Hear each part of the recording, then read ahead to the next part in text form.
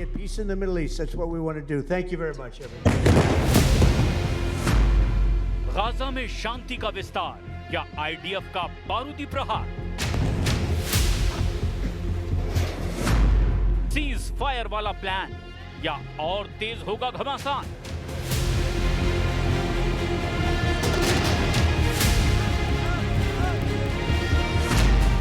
क्या हमास को उसके अंजाम तक पहुंचाकर दम लेंगे नेतन्याहू?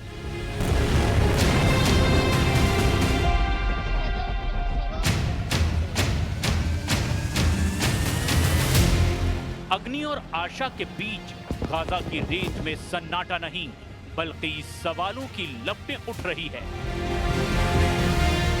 जैसे ही ट्रंप ने युद्ध विराम के पहले फेज की घोषणा की, पूरी दुनिया की निगाहें गाजा पर टिक गई। कागज पर शांति का ऐलान हुआ, लेकिन जमीन पर विस्फोट जारी है। गाजा शहर के पश्चिमी इलाकों में इजरायली विमानों की बमबारी ने नागरिकों की नींदें हराम कर दी है। शांति शिविर और सबरा इलाके में घरों के पास विस्फोटक वाहन फट चुके हैं। आईडीएफ ने चेतावनी दी है कि उत्तर गाजा अभी भी खतरनाक युद्ध क्षेत्र है। वहीं स्थानीय नागरिक डर और असुरक्षा के बीच अपने घरों की निगरानी कर रहे हैं। समझौते का पहला फेज क्या वास्तव में लागू हुआ है, ये अभी भी सवाल है। लेकिन ट्रंप दुनिया के सामने यही तस्वीर रख रहे हैं कि आने वाले घंटों में गाजा की जमीन पर शांति का झंडा लहराएगा। But it's something I think that will happen, got a good chance of happening. I may go there sometime toward the end of the week, maybe on Sunday, actually, and we'll see. But there's a very good chance negotiations are going along very well. We're dealing with Hamas and many of the countries. As you know, we have all of the Muslim countries are included, all of the Arab countries are included. Very rich countries and some that are not so rich, but just about everybody's included. It's never happened before. Trump ने इसे एक ऐतिहासिक मोड़ बताया है। Qatar ने इसे मध्यस्थता की सफलता कहा है। कतर के विदेश मंत्रालय के प्रवक्ता माजिद अल अंसारी ने सोशल मीडिया पर लिखते हुए कहा, मध्यस्थों ने घोषणा की कि गाजा युद्ध विराम समझौते के पहले चरण की सभी शर्तों पर सहमति बन गई है। ये युद्ध के अंत, इजरायली बंधकों और फिलिस्तीनी कैदियों की रिहाई और राहत सामग्री की आपूर्ति का रास्ता साफ करेगी।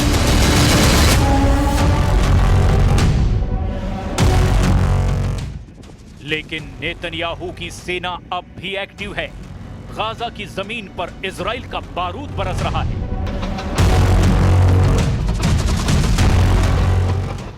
इस तरह का विरोधाभास ये दिखाता है कि ट्रंप और नेतन्याहू के बीच स्वाभिमान और रणनीति की दीवारें गढ़ी जा रही हैं। नेतन्याहू दक्षिणपंथी घटकों के दबाव में हैं, जबकि ट्रंप वैश्विक दबाव और अमेरिकी सुरक्षा को लेकर तेजी से दखल दे रहे हैं। गाजा के नागरिकों का जीवन अब भी डर और अनिश्चितता के बीच फंसा है। जिहाद अल शागनोबी जैसे लोग, जिनकी बाह पर बाहरी फिक्सेट लगी है, अभी भी घर की क्षति का जायजा ले रहे हैं। उनके लिए युद्ध विराम का मतलब सिर्फ कागज पर है, क्योंकि घरों और गलियों में बमबारी अभी भी जारी है। स्थानीय अस्पतालों में घायल और मृतकों की संख्या लगातार बदल रही है। नागरिक राहत और भोजन की किल्लत के बीच जी रहे हैं।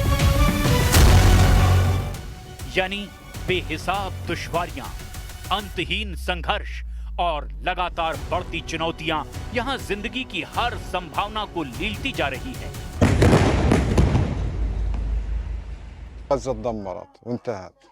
إن شاء الله هذه المرة حتكونوا صادقين وهتخلص بإذن الله. والله إن شاء الله بنتأمل خير إنه تخلص على سلام إن شاء الله.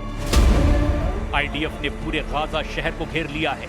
शहरी इलाकों में हर कदम पर खतरनाक हालात हैं। वाडी गाजा के उत्तर में अभी भी लोग खतरनाक क्षेत्र में हैं। सेना का कहना है कि घरों और बस्तियों के पास वाहन और विस्फोटक लगातार नष्ट किए जा रहे हैं। युद्ध विराम की हर संभावना पर ये हमले भारी पड़ते जा रहे हैं।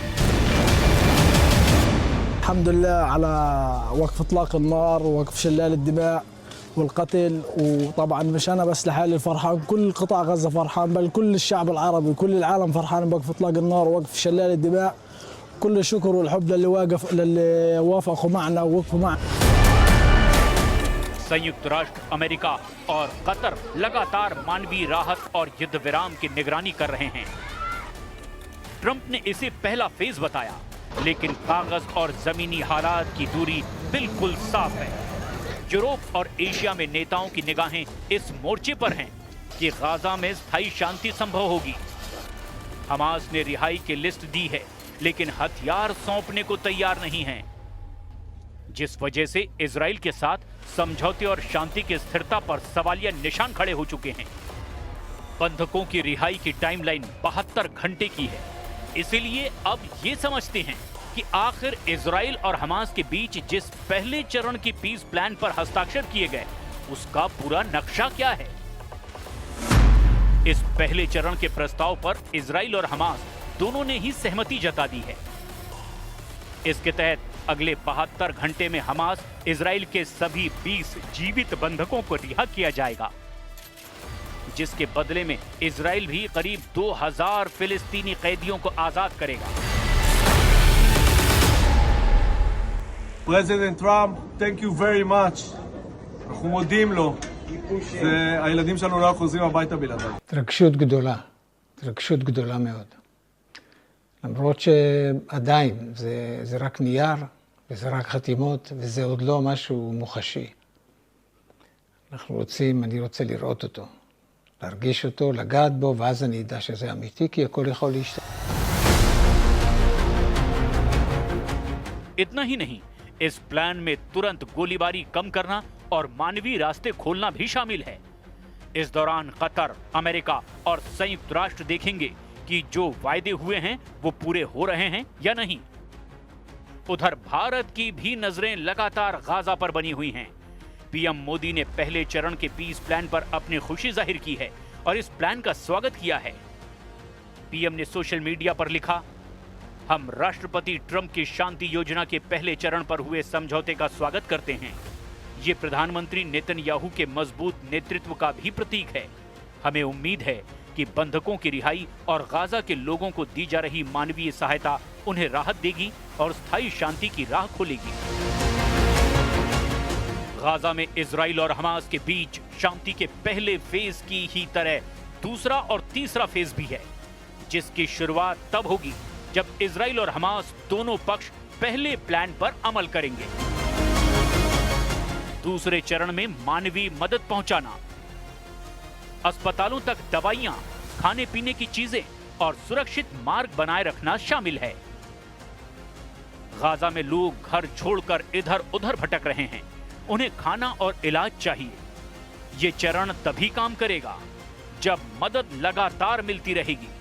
इसी तरह तीसरा चरण भी है, जिसमें बड़े पैमाने पर बंधकों को छोड़ा जाना है।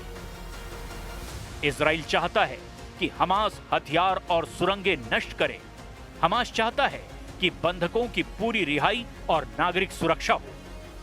निगरानी के लिए कई देशों और संस्थाओं की टीमें कैमरे, फील्ड रिपोर्टिंग और तुरंत सूचनाओं का आदान प्रदान करेंगी।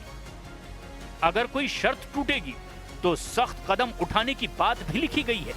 आखिर में ये योजना कागज पर है, लेकिन कामयाब तभी होगी जब जमीन पर सच में गोलीबारी रुके, मदद पहुंचे और दोनों तरफ से भरोसा बरकरार रहे।